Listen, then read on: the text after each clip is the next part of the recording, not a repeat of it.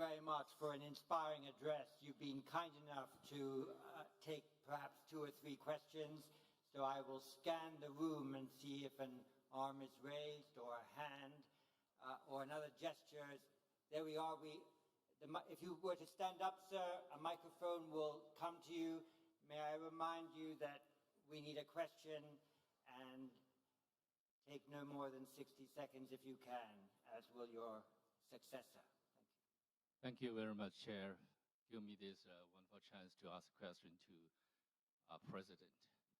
Mr. President, I noticed in your speech you mentioned many times about ASEAN centrality. You review the TAC, which your father signed, that show the bond of ASEAN. I think the ASEAN centrality is very important, but it's not, we cannot take it for granted. It comes actually from the ASEAN way, the 3 principles. First, mutual respect. Second, consensus building. Third, considerate other parties' comfort level. In my words, to put it simply, we can summarize it as 3 no's: non-intervention, and non-use of force, and non-hyping up hot spots. Only because of these principles strictly followed by ASEAN members and other stakeholders that we have ensured the ASEAN and East Asia at large for a long-lasting peace since the end of the colonial rules in history. So we cherish a lot. I fully agree with you. I support the centrality of ASEAN. And even some professor like Cashel Makboni, he suggests ASEAN is deserved to award a Nobel Peace Prize. I agree with him. Thank you very much. I think your question is, do you agree with me? So President Marcos, yes, please. My question is, President, in the eyes of the international community, some of your Philippines' behavior in recent times, it now sounds like you really consider other parties' comfort level, and there is a risk of ruining the regional long-earned, long-lasting peace since the end of the colonial history. What's your comments on that? Thank you very much. Well, I cannot imagine what you must be referring to if the reference or the allusion is to the Philippines somehow tearing apart what we have agreed on with in terms of ASEAN centrality. Quite the contrary. I think if you examine more closely the remarks that I just made, I precisely focus on ASEAN centrality, and that the principles that are laid down that are involved in the concept of ASEAN centrality are some things that we must use to guide us.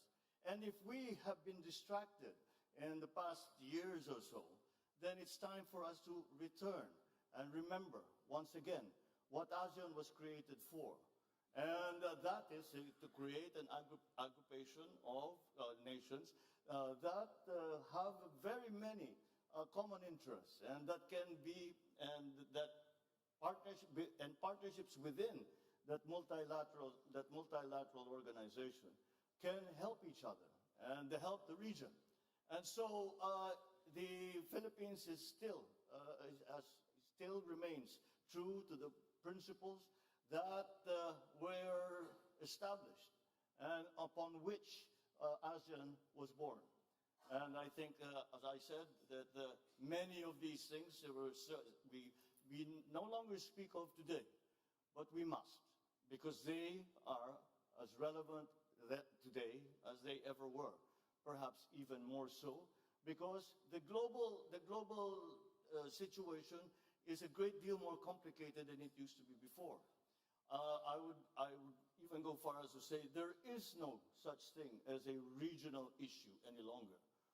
We have all experienced the unexpected effects of the war in Ukraine, of the conflict in the Middle East, and all of these, and when we talk about the South China Sea, we have to also remember that the South China Sea is the passageway for half of the world trade.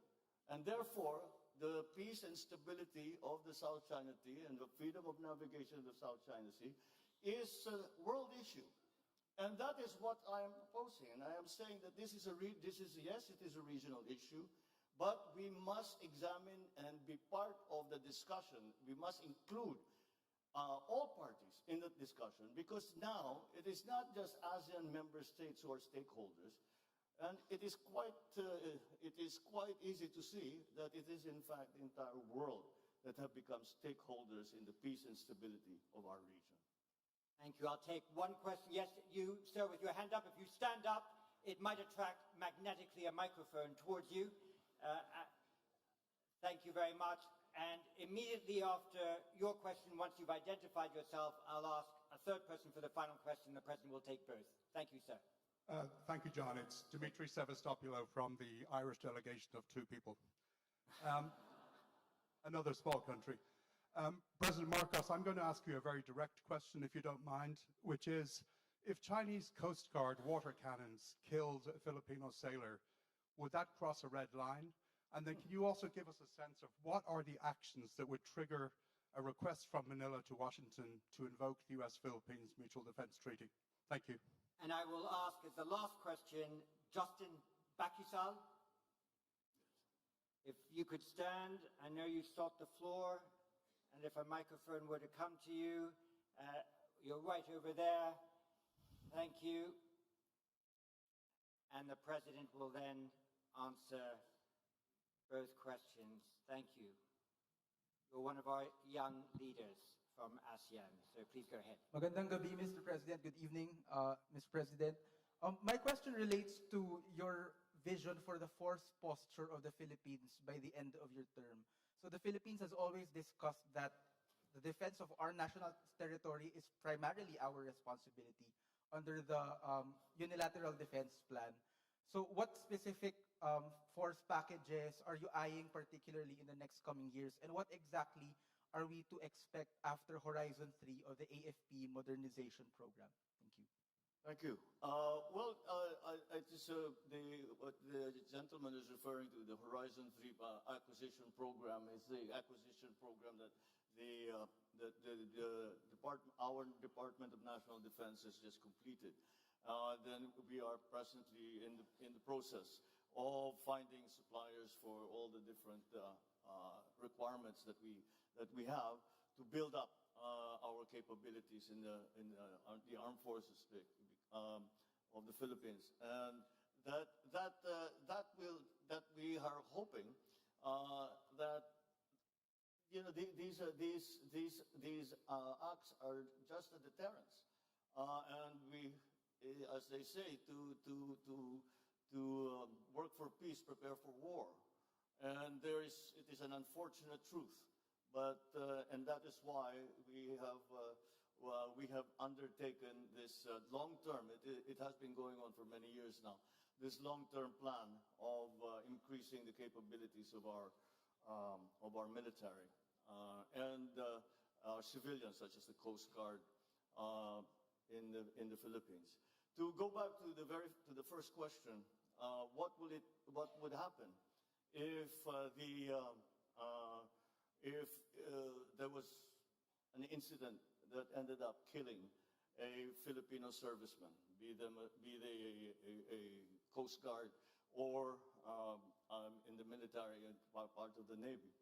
Well, that would be that would certainly increase the level of response, and if by a willful act on a Filipino, not only serviceman, but even a Filipino citizen, if a Filipino citizen is killed by a willful act, that is, I think, very, very close to what we define as an act of war, and therefore we will respond accordingly.